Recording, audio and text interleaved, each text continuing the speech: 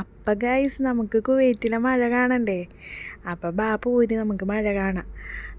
എൻ്റെ വീഡിയോയിൽ മൊത്തം മഴയും ഈ റോഡും മാത്രമേ ഉള്ളൂ കേട്ടോ. വേറെ ഒന്നും പ്രതീക്ഷിക്കരുത് നിങ്ങൾ. വേറെ കാഴ്ചകളോ ഒന്നും കാണിക്കാനൊന്നും ഇല്ല.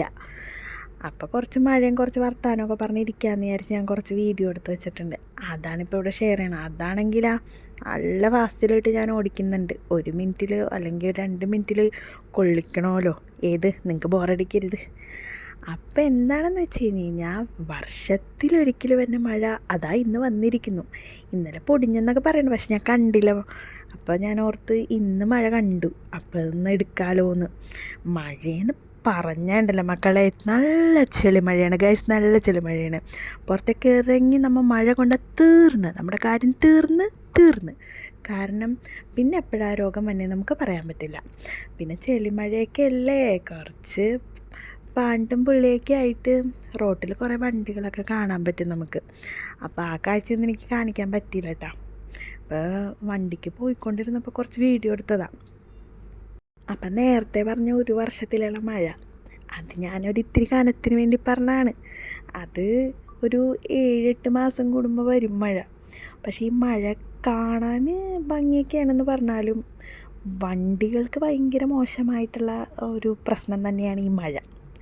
അപ്പം ചെളിമഴയായിരിക്കും വീഴുന്നത്. പിറ്റേ ദിവസം നമ്മൾ ഇപ്പോൾ രാവിലെ എണീറ്റ് വണ്ടിയുള്ള ഒരാളാണെന്നുണ്ടെങ്കിൽ മഴ പെയ്ത് ഒന്ന് ശാന്തമായി നിൽക്കുന്ന അവസരത്തിൽ നമ്മൾ വണ്ടിയെ നോക്കിക്കഴിഞ്ഞാൽ കരഞ്ഞു പോകും ഗൈസ്, കരഞ്ഞു പോകും. ചെളി കൊണ്ട് അഭിഷേകമായിരിക്കും. അതുകൊണ്ട് ഈ വർഷത്തിൽ ഇങ്ങനെ വന്ന മഴ അങ്ങനെയുള്ളവർക്ക് ഇത്തിരി പ്രത്യേകതയാണ്. പിന്നെ നമ്മളെപ്പോലെയുള്ളവർക്കും ചെറിയ പ്രത്യേകതയാണ്. ഉണങ്ങിയ കാലാവസ്ഥ, ബ്ലോക്ക്, ഓഫീസിലെത്താൻ ലേറ്റാവും. അപ്പോൾ അതൊക്കെ ഒരിതാണ്. പിന്നെ രാവിലെ ഉറക്കത്തിൽ നിന്ന് എണീക്കാനുള്ള മടി.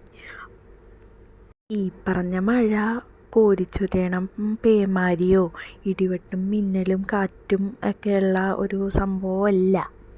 ഒരു ദിവസം വരും, ഇന്ന് വരും, നാളെ പോകും, കഴിഞ്ഞ്, അത്രേ ഉള്ളൂ. പിന്നെന്താ, കാലാവസ്ഥ മാറാൻ പോണേന്ന്.